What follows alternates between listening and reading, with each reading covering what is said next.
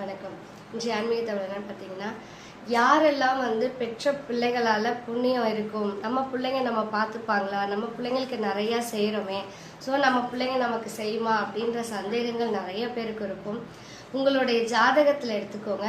லக்னத்துக்கு 5ஆம் இடத்தை பாருங்கள்.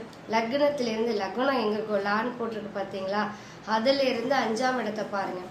அந்த 5ல் ராகுவோ கேதுவோ சனி பகவானோ இல்லாமல் இருந்தால் உங்கள் பிள்ளைங்கள் உங்களை பார்ப்பாங்க.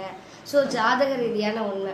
அப்படி பாவகிரகங்கள் அங்கே இருந்ததுன்னா எப்போதுமே அவங்கள முழுசாக நம்பாதீங்க. அவங்களால உங்களுக்கு பலன் இல்லை அப்படிங்கிற உங்களுடைய கடமைகளை செய்யுங்க. பட் அவங்க கிட்டேருந்து அதை எதிர்பார்க்காதீங்க. முழுசாக நம்பி எல்லாத்தையும் கொடுத்துடாதீங்க. நீங்கள் உங்களுக்கு தேவையானதை வச்சுக்கிட்டு குழந்தைங்களுக்கு கொடுங்க. ஏன்னா அந்த கிரகங்கள் உண்மை, சாஸ்திர நியதி.